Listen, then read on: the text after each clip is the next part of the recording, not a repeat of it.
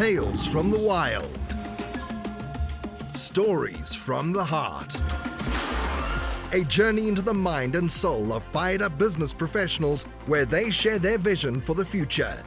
And hear from a different non-profit organization every month as they create awareness of their goals and their needs.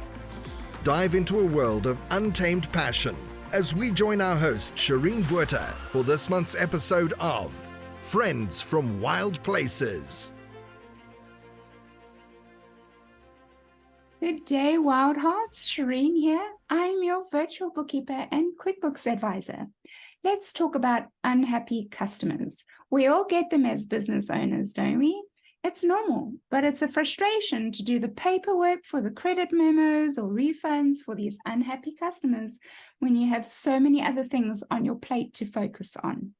If you have the extra service of accounts receivable management with me, imagine how much less stress you'll feel if you could just phone up your bookkeeper and let them sort it out. All you have to do is damage control. Call me today and allow me to stay on top of your books so you don't have to.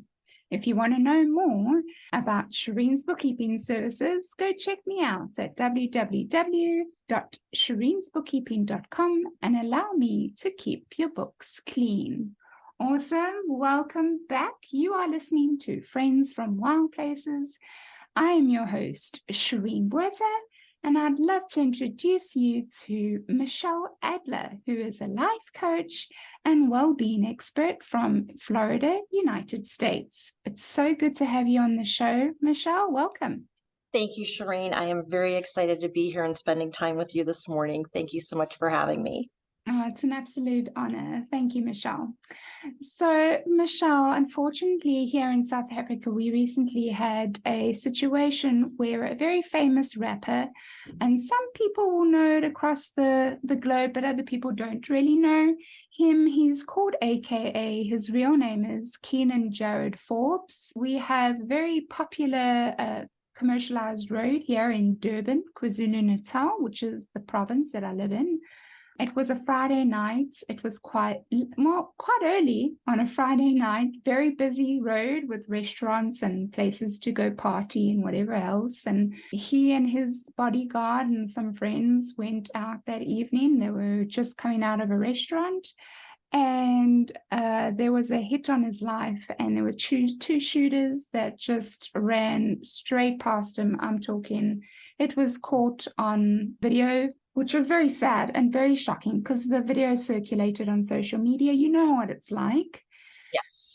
And so everyone got to see this shooting happen so close. And I mean, he was dead immediately. There's no ways he could have survived that shooting.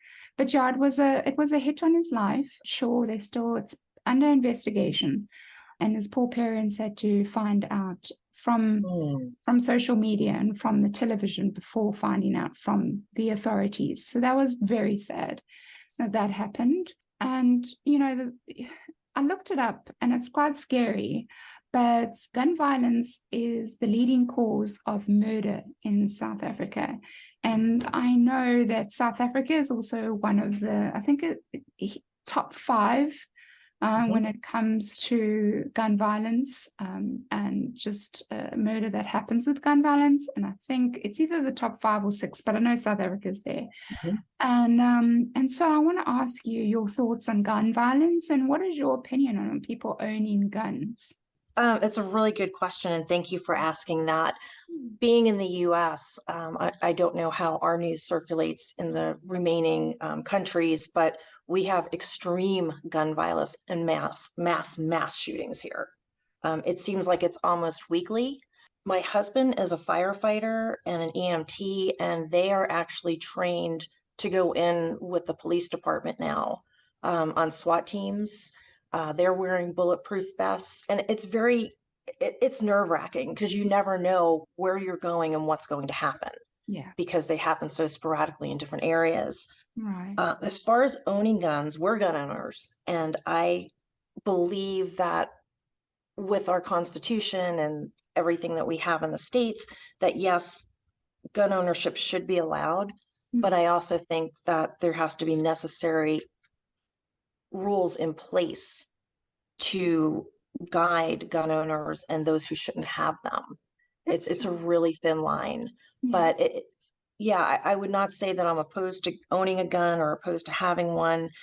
Our first gun we purchased for our boat because there's pirates off the coast of Florida. So when it was my husband and I out on the boat alone, we had the guns. Now my husband, he has his concealed weapons carry. They are now considering in Florida opening up the weapons carry to an open permit. Like nobody has to have a permit. You open carry, I'm sorry, so Okay. that everyone can have a gun. That I don't really believe in, because then it's like the wild, wild west and you get in an argument or a confrontation, which does happen anyway. Mhm. But imagine how many more times that's going to multiply when you have every person that thinks they should have a gun have one. Yes. Right, right. I'm on a similar thought pattern as you. I don't see the problem in owning a gun. I think you should definitely go for training before you ever decide to take on holding a gun, shooting a gun. I get it. These people that should never have guns in the first place, especially in South Africa. I don't know what it's like in America, but they will get their guns on the black markets. They'll get their guns some way, shape, or form. So whether they make it illegal or not won't help. It will not help. They will get it. Exactly. Yeah. Yes, I agree. So, for me, I actually would like to go for some lessons. I want to learn how to handle a gun. I want to learn how to shoot a gun correctly. And I 110% would like to get a license and have my own gun for my own protection. I am a single woman. I am in the minority in this country, South Africa. I don't know how long I will be traveling by myself, and I want to live my life. I want to enjoy my life. And South Africa is one of the most beautiful countries in the world. I have just recently come back from a backpacking trip in the mountains. And there I went with other backpackers, but I had to travel there by myself. I stayed there by myself before we met up with other backpackers. And last year I went to the Kalahari, but that was purely by myself with my sausage dog. Mhm. And I've got to live my life. So I Yes. want to learn how to handle guns to protect myself when the time comes. So that's what I feel when it comes to that. And I'm very thankful that you shared your opinion, Michelle. But yeah, I think in the day and age that we live in, I think it's, Yes, a responsible gun owner is the correct gun owner. I mean, we have a huge gun safe. Our smaller guns are in locked boxes. We don't have children, and we still provide that safety net so that they're all put away, locked up, and only out for when they're meant to be used. And then the other thing here in the States that's really becoming prevalent is, I notice I'm doing it when I go to a store or a concert anywhere now. I'm always looking for that exit when I first get there. right. And I think that's really important. I don't know if you're having like that type of violence in Africa, but here it seems that you really have to know your way out before your way in. Yes, 100%. Yeah, very wise words. So thank you very much. We won't spend You're much welcome. time further on that topic. That's I just wanted to touch on it because it is our reality, and I know I follow quite a few of the court cases going on in America, and I know a lot of them center around mass shootings. So I thought maybe Yes. that we can touch on that topic. But Thank you. how we met, Michelle, is I liked one of your posts in one of the LinkedIn networks that you and I are both part of. That's in Florida based. And we connected and invited you to one of my BNI meetings. But Michelle was actually a part of BNI in the past. And I'd like to know from you, Michelle, what did BNI do for you and why did you leave? BNI was a game changer for me with my business. I, at that time, was a new massage therapist just starting out and did not have a lot of background. I came from a legal background of 10 years and decided to escape corporate and went into massage therapy. So the BNI group philosophy, culture really taught me a lot about myself, about my business, about working with others. And as they say, givers gain. Right. So you get back what you give. And we had a very special group. I was in it for many years, and in fact, in and out due to different reasons. But I always had such a wonderful time with our group. They were wonderful people. The referrals were very good. I mean, of course, you get referrals. They don't always work out, but I would say the majority in BNI definitely did. Yeah. Yes. Yeah. Mm-hmm. Yeah. Do you think it's important to be part of a networking group? I think so. And especially now, coming out of COVID and having to get socially acclimated again, I find that I think it should be done both virtually and in person. And I really like the virtual concept of it now because I would never have met you had we not met through a networking group. Right. And I really wish they would do more of that in BNI, that they would have more groups available and maybe tweak how it runs, how it operates as far as your referrals and your outreach, Yeah. because I think it could really expand BNI tremendously. Right. Yes, because I think each person has a vision for their business as a business owner, and you don't know what that could entail. And that's why they're getting into the USA customer base, and Mhm. virtual meetings really assist with that. So, and also, I mean, the pandemic has really taught us that, we're not limited to our country. We can really broaden our horizons and get Yes. into global business very easily. Yes. And I don't think that that was really looked at as closely prior to the pandemic. So I'm very thankful for it. When my clients would ask me, when is everything going to go back to normal? My answer would be, well, what if this is the new normal? What are you going to do with it? Yeah, Because it was kind of like that deer in the headlights. Oh no, everything stopped. What do I do? right, And BNI, I think, is really good because you have mentors of people at different levels of starting businesses, people who have had businesses for 25, 30 years, and you're comfortable asking them those questions you may not normally ask someone outside of the group for right. help. Yes. Yeah. Yeah. No, that's so true.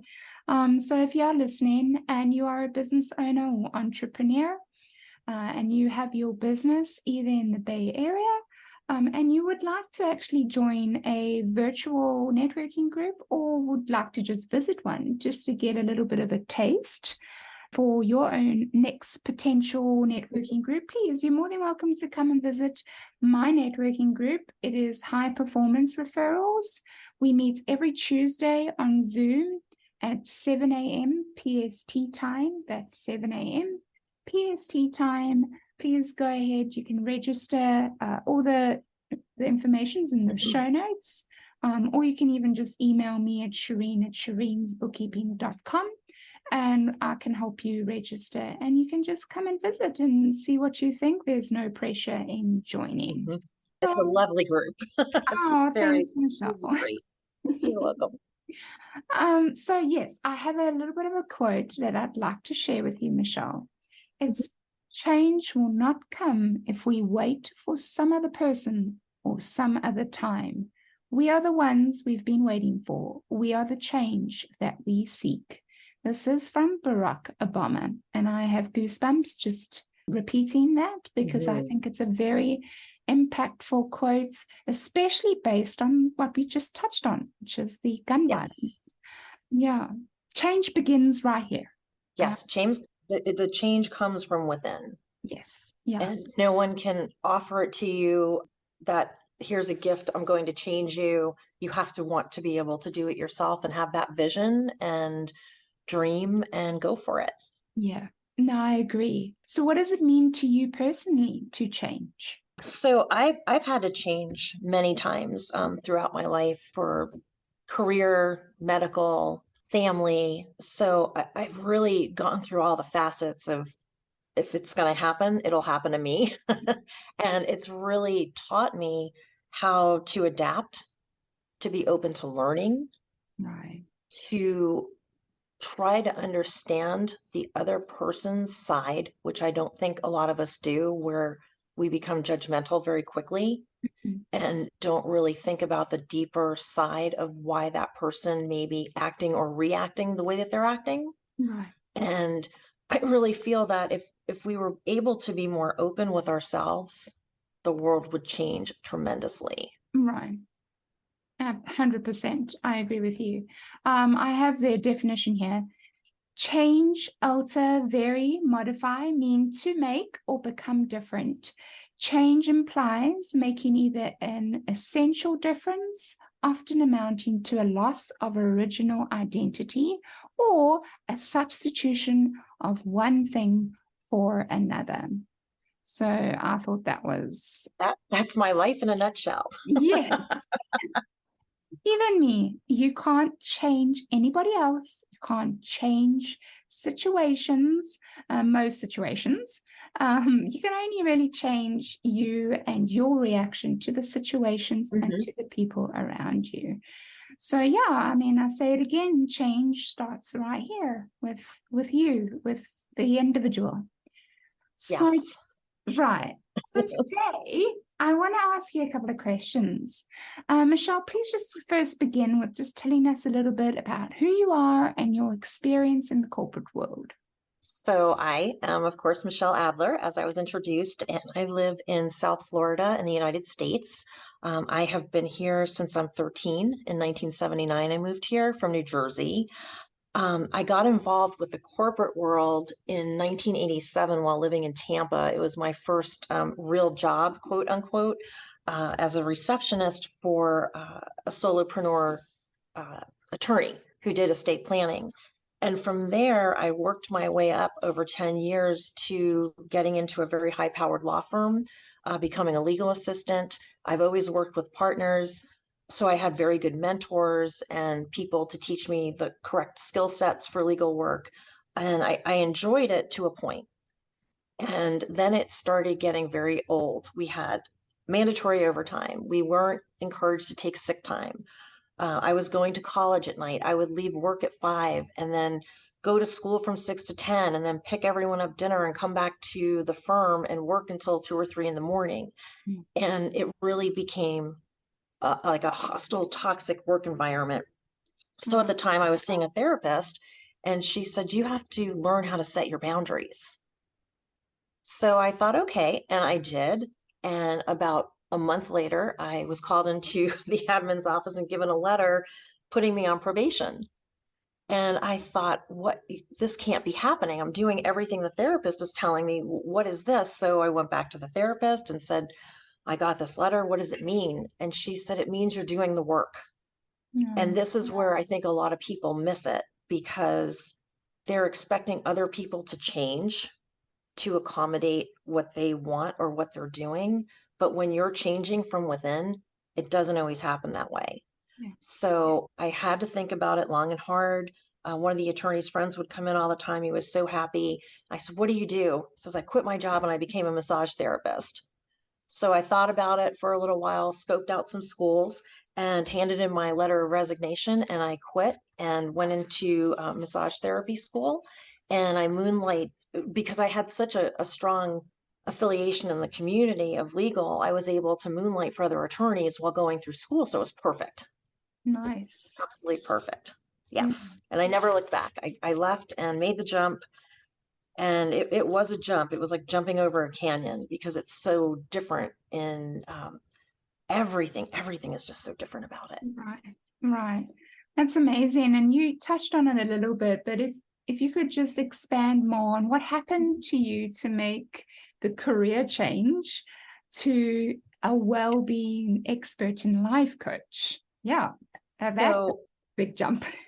Yeah, that was a big jump too. I think that comes from when I finally became licensed as a massage therapist, and I'm a learner. I'm a sponge. I am always trying to find out as much as I can about everything. That's a good thing.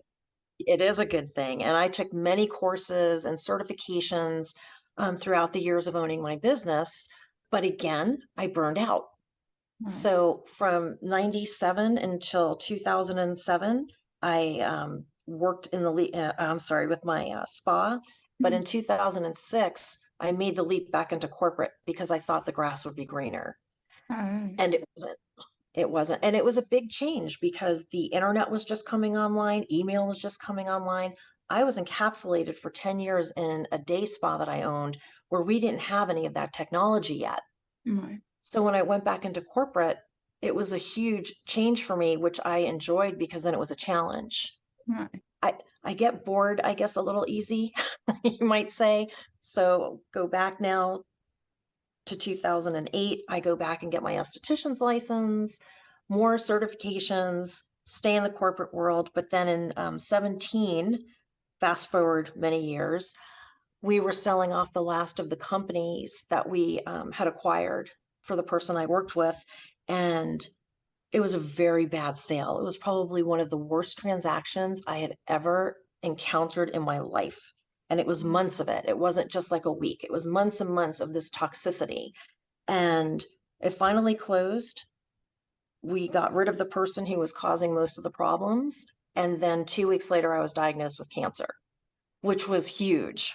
And the people that I worked with were great because I'm like a cat. I've been struck by lightning. I've been bit by brown recluse spiders. I've had heart surgery, and now I have cancer. And the hardest thing about that was, who do I tell first? Do I go back to work and tell my boss? Do I call my mom? Or what do I do with my husband? Because his brother died in 2013 of leukemia. So it was a very transitional and very hard time for me to get through. But I had a lot of support and stuck to my guns with my holistic care and medical care. I combined the two of them together. In fact, I did acupuncture and I didn't lose my hair, which was amazing. I thought I was going to lose it, so I cut it all off, and then I wound up not losing it. You So mean that losing was your a good hair thing from, sorry, you mean from the losing your hair chemotherapy. from chemotherapy? Yes. So you did I acupuncture and you didn't end up losing your I hair? Are did you, not end up losing my hair. wow. So you think, well, you believe the acupuncture was the reason for that?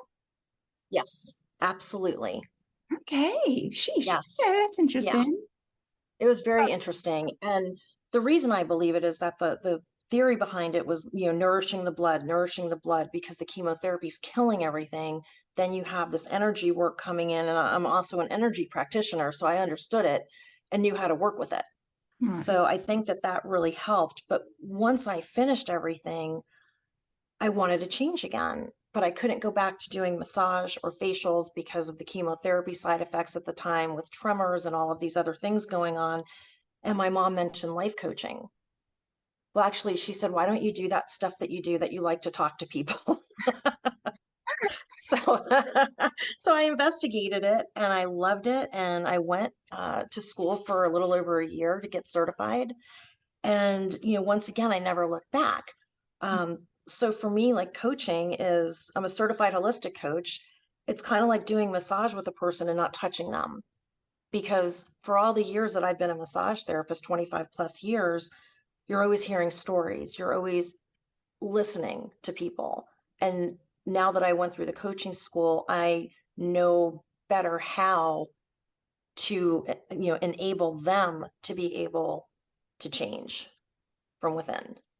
Okay. So is a holistic coach very similar to a life coach?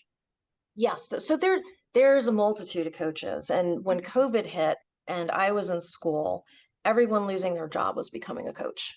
It's not a licensed profession, where Mhm. like my massage license, my esthetician's license, those are all licensed through the state, governed, and have rules and regulations. Coaching, unfortunately, does not. So I went through a program with the International Coach Federation, because they're the oldest and largest organization for coaching, and they had a lot of high standards. And I enjoyed learning from them the concepts of coaching. Because yes, and I'm not saying you have to be certified, because there are people who are really good at coaching who have never taken a class on anything for coaching. They just know how to work with people. Mhm. And for me, that's where I feel like I kind of go and coincide with it, with the holistic side, because I have the corporate background. I've had a business already. I've been through the health issues. And there's so many things that I encompass when I'm coaching, like energy work. Like I can pick up a person's shifts. So my coaching is a little more in depth, I think, and everyone's different. So my suggestion, if you want to coach, is to really sit down, have conversations with them before you decide who you're going to work with, because you have to be comfortable with their techniques, how they work, and also what your expectations are. Okay. All right. No, that's interesting. I think there's a lot of people that don't really understand what a holistic coach is. I think life coach is quite a common Yes, word across the that board. people hear, right? But a holistic coach is obviously something that not a lot of people understand. Right. And that's very true. So for me, holistic coaching is working. So you have career coaches, you have business coaches, you have health coaches, weight coaches. Holistic coaching for me is really pulling everything together to broaden the coaching experience for my clients. Because again, well-being is where I anchor Mhm. my niche. And if you aren't settled in that area of your life, it really is hard to get everything else in line. Right. So I consider myself like the first offense. I don't like to consider it defense. It's your offensive move to break into wellness. And I like to describe it where it's like dominoes falling. You know, you tip one domino and then it tips the next one and the next one, and it opens things up for you. And that was an experience I had. I did EMDR therapy, which I won't get into because it's very there's a whole bunch of stuff to it. But what I learned from it was what I thought it was supposed to do, it did so much more. So I had two cats that I had to put down, and they were my first pets that I ever had to do that with. I was traumatized, Yeah. and I did the EMDR for some family stuff, and then I realized I'm not crying anymore when you talk about them. And that was huge for me because it was years and years of it that I lived through. So I like to think of holistic coaching in that way, where you're working on things, filing it, and then it's also pulling in other areas of your life. And I don't like to use the word correct. It's more of a transformation or a shift. Okay. Right. Does that make sense? Yes. So you don't have to go into too much of it, but just tell me what EMDR stands for. ERI, movement, rapid, I believe, development. So you can do it either with a light bar, you do it with a professional trained therapist, and Okay. it's either performed with a bar with blinking lights, or I did it by audio and clicking because I have migraines. So I couldn't handle the light movement. Right. But it is absolutely incredible. I did it twice and I could not believe how many things shifted for me. Sure. Wow. So, and that's what I bring into my coaching is all of these experiences that I have gained over the years. And, not to mention when I was a little kid, I was a little chatty Kathy. I was all over the place talking to everybody. So I definitely found what I think is going to be my career for the rest of my life. I love that. When you know exactly what you want to do for the rest of your life. It's Mhm. a big Yeah. blessing. Yeah. So tell me, I know you mentioned a couple of the struggles already that you've faced in your life, and it sounds like quite a few. But as an entrepreneur and a business owner, what was one of the biggest struggles you experienced, and how did you work through it? So if it is still the cancer, you're more than welcome to expand on that. But if it's anything else that you want to mention, you can as well. I think like the hardest thing with being an entrepreneur and having a struggle was when I had the day spa and I was a massage therapist, because it's very personal, it's very demanding, physical, mental, and you have to be on your game for every client that walks through the door. And at the time, I had endometriosis. So I was sick a lot, but I worked through it. And again, I think if you're doing something that you truly love and it's your calling, you'll be able to work through a struggle no matter how hard it is, how bad it may seem. I highly suggest to, go out and ask people questions or for help if you're feeling like you're alone and you're failing and nothing is working. It will always get better. You just have to have that tunnel vision to get yourself out. Like, where's that beam of light pointing? Because it was very frustrating where there were times I'd have to close my business for a day or two, without giving notice other than that morning. But my clients were wonderful. Everyone stuck with me. And I think that's why with coaching now too, I'm very aware. If you have a problem, I don't want you to come and rush and get on a call with me and waste your time because you're being stressed. I'd rather reschedule you. So I think these past experiences help me help other entrepreneurs, and now working with the legal professionals, which is, it is so fun because I feel like I've gone back in time, but now I'm doing it, and I'm involved in this community that I love again. Oh, So that's been great. that's really fantastic. And thank you for those encouraging words. It means lots. And so being a business owner, was that something that came naturally to you, or did you have to actually work at it? I think my background in the legal field, we worked with a lot of startups. I was corporate based at the end, doing IPOs and PPOs, which were business deals, merger acquisitions, and seeing what these people were doing and accomplishing just really sparked a fire that I can do that. Right. And when I was really little, I can remember sitting in my grandparents' house, and my grandmother bought me this big desk, and I just loved shuffling paper and pretending like I was talking to people. Like, I think it started at a very young age, Right. being where I am now.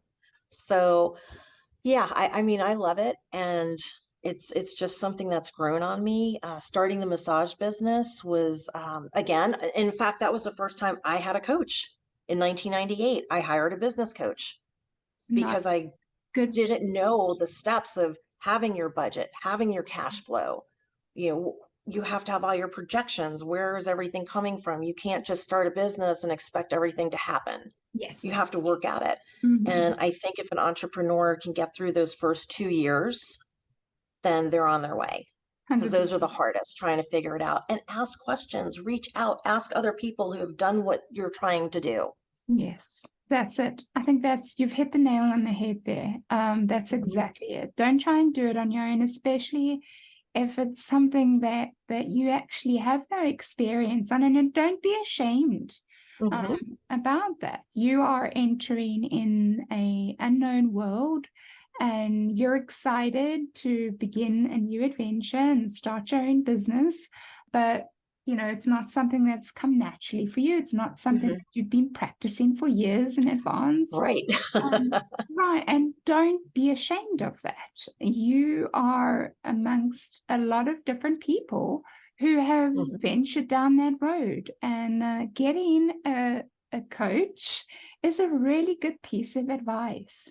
I know I did, and they ended up coming, in my networking group, So I'm very grateful for the people that are in my networking group, because a few of them turned into being my business coaches, and unexpectedly, because obviously I didn't know that's what I needed until they came into my life and became that for me.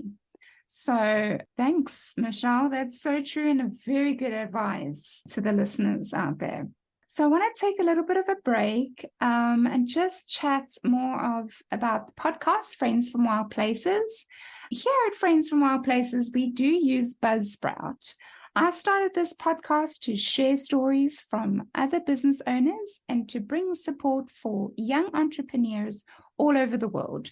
When business owners start out, we have such a fire in our hearts and excitement to start our own businesses. But when things get tough, I want us to know that we're not alone. I feature nonprofits every month to try and make a difference or give a helpline to someone in need. Do you have a message you want to share with the world? Or maybe you just think it would be fun to have your own talk show? Podcasting is an easy, inexpensive, and fun way to expand your reach online. To start your own podcast and get a $20 Amazon gift card, follow the link in the show notes. This lets Buzzsprout know we sent you and helps support our show. The team at Buzzsprout is passionate about helping you succeed.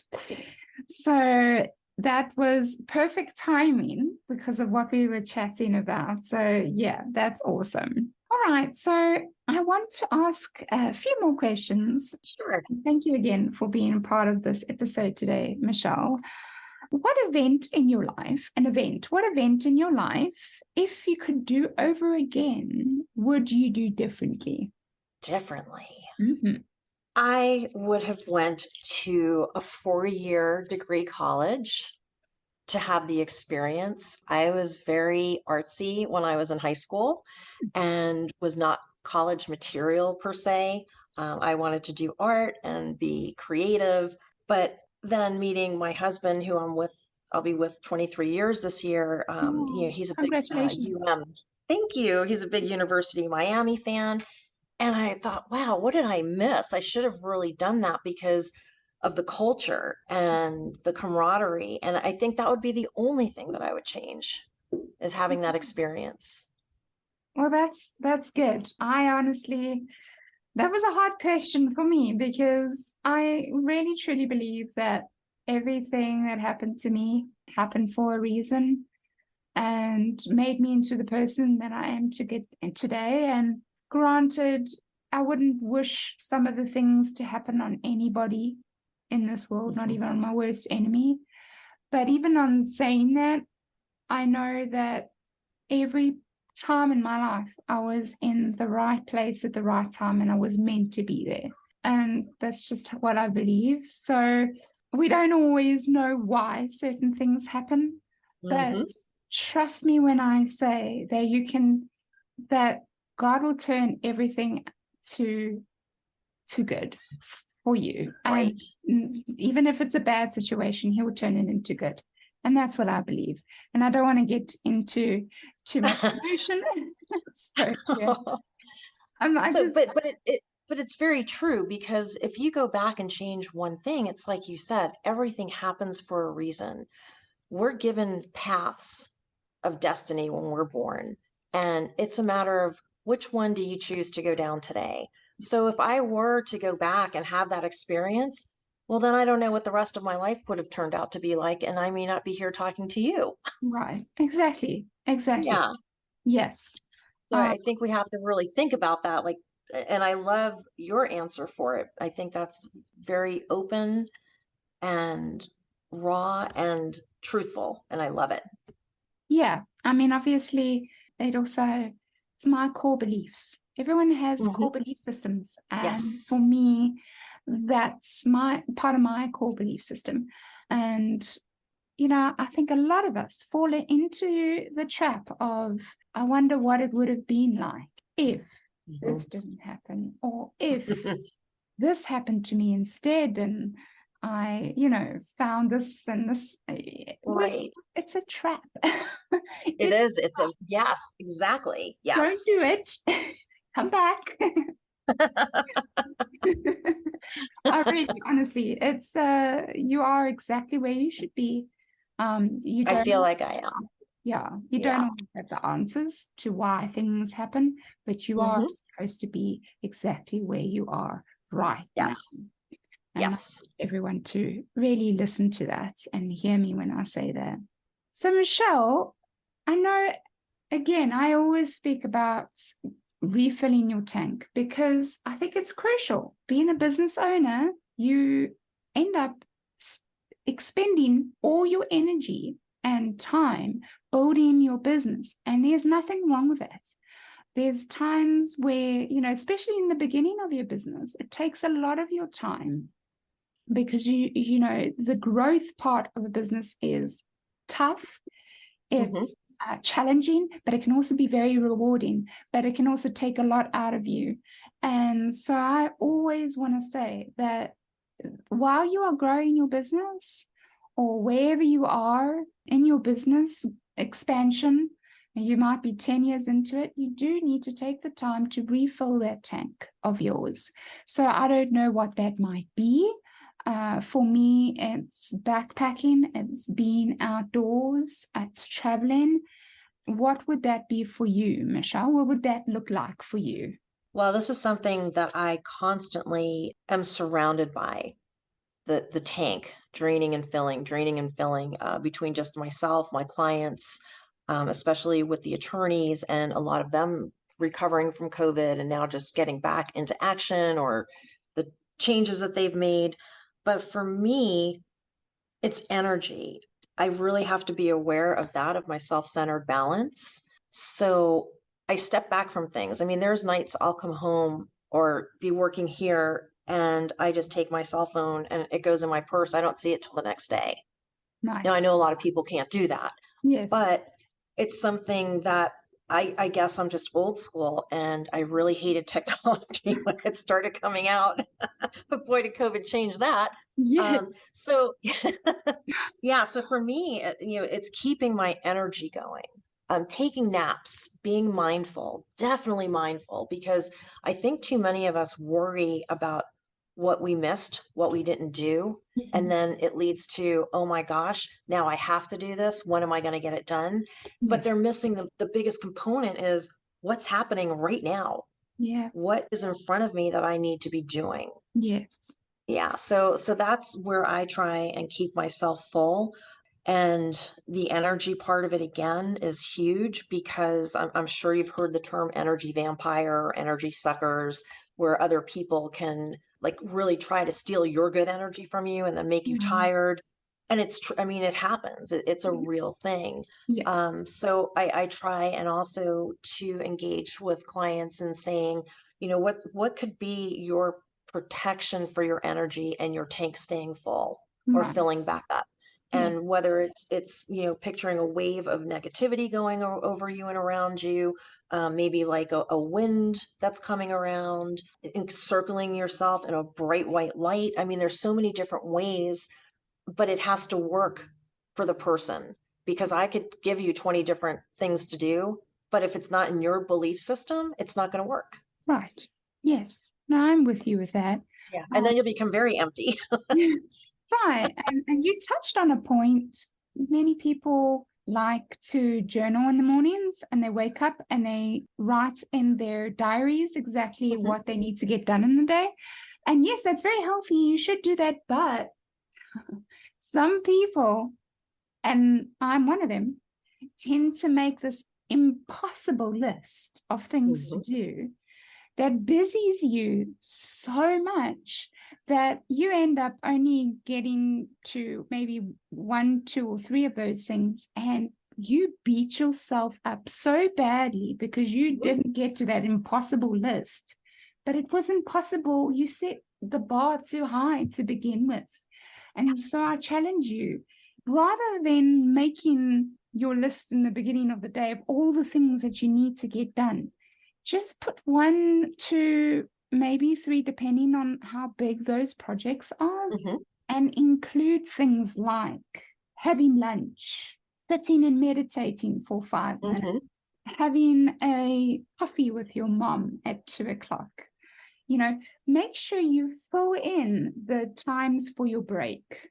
That is part of your list. Taking a It break is. is part of your It list. is. Meditating is part of your list. Keeping this healthy should be part of your list. So just a thought. Well, it's funny you mentioned that because I'm so entrenched in LinkedIn that I haven't been on other social media sites. And I have people asking me, they always would say, where are your inspirational this? Where's your instructions for that? Right. So now I'm posting like a morning mantra and then an afternoon affirmation break. And it's wonderful because I just the comments that I get and what people are getting out of that because they wouldn't do it themselves. Mm-hmm. And I don't know if you've ever worked with Pomodoro, like Pomodoro time.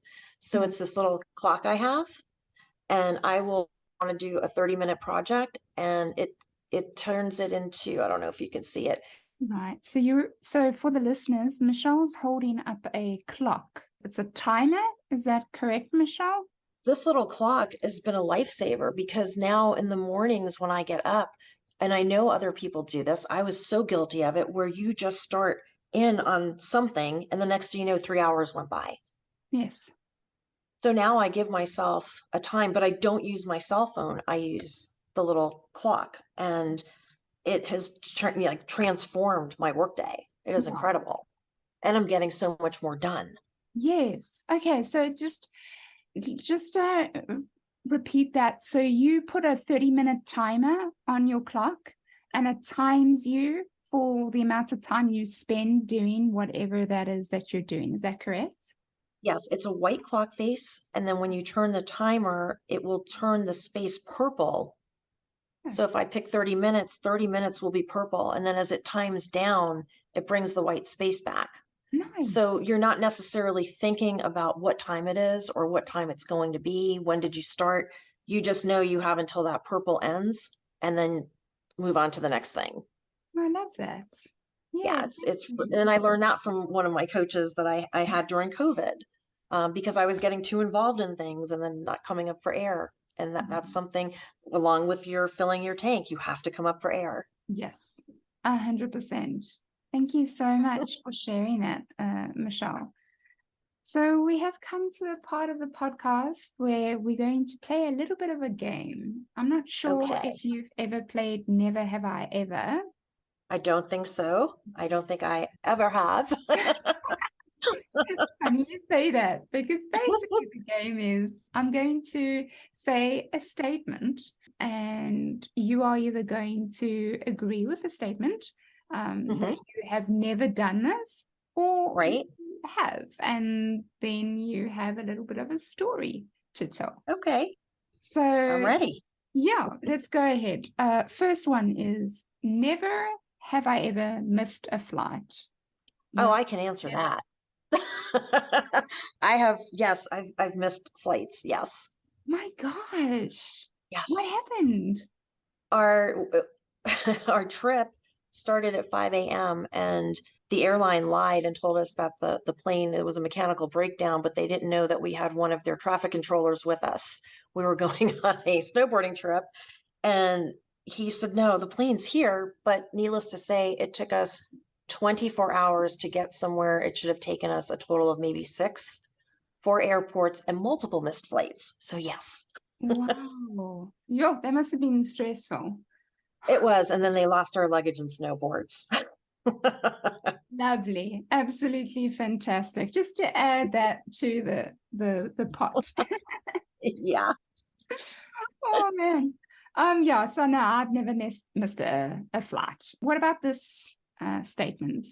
Never have I ever re-gifted a gift. Never have I ever re-gifted a gift. Now I got to think about that. I mean, I know my aunt has done that to me, multiple. My gran, I think it was they've re-gifted gifts. But what about yourself, Michele? Have you ever re-gifted? I love these questions. Yes, I have regifted, and it was done on purpose. At Christmas, we used to pick names, and you'd get 3 things that person wanted, and then we'd exchange gifts. And I told my mom, this is boring. We could just go out and buy our own gift. So I came up with the regifting game. So we did that, and then everyone would bring something from home and wrap it. But I mean, it couldn't be like used, had to be something at least somewhat new. Right. And we played that every year at Christmas, and we had the best time. My God. So regifting to like friends or something like that, no, but to family, yes. That's actually a very good. It was fun. Yeah. In fact, we had a brooch that kept showing up every Christmas, and it was like the coveted regift. Everyone was after the brooch because you would open your gift. It was so fun. I still have it. I hid it one year when we stopped playing because, of course, we all grew up and went our separate ways, but I still have the brooch. Right. I've heard of the game. I think it's like a white elephant game where everyone brings a gift and you can swap your gift with, I think everyone gets a number or something like that. And then you get a gift, and then you get also the chance to take someone else's gift or swap your gift with someone else's. Re-gift a white elephant party and you will just have a blast. It is so fun. Interesting. Thank you. All right. So let's do one more. And okay. I think this is going to be a good one. So, never have I ever gotten lost alone in a foreign country. I have to laugh because no, I have never gotten lost outside of my country, but inside of my country, I am lost all the time. Inside my husband calls me Magellan, my husband. Not in a foreign country? Have you ever been? Not in a foreign country, but here in the States, I have. I'm just horrible with technology. And like, if I don't have a paper map, it's horrible. That I'm is, too honest. oh my gosh, that's so fun. Yeah, I've also gotten lost inside my own country as well. It's gotten to do with directions and stuff. But gotten lost alone in a foreign country, I've always figured it out. You know what I mean? I think initially, if I'm not sure where something is, Mhm. there will be a lot of asking questions and trying to figure it out. But no, I don't think I have. Our friend's son just went to France. His girlfriend is there, and his Nice. parents were nice enough to send him there for a week. And my husband and I thought, oh my gosh, is he going to survive by himself? And he did. We were so proud of him. Like, he didn't Yay! get lost. He wasn't missing. He came home. So it was wonderful. I figure if he could do it, then I should be able to do it. Yes, it is a real achievement. So that's awesome.